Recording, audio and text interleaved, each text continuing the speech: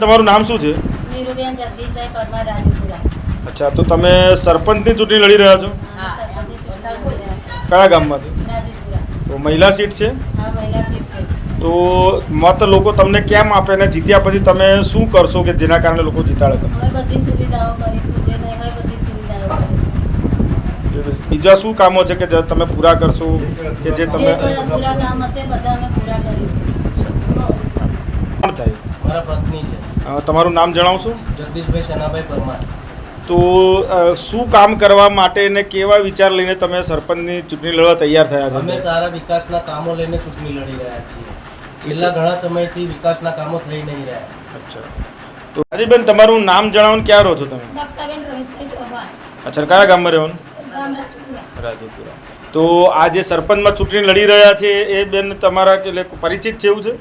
હા, અમાર સંબંધી છે. અચ્છા અચ્છા.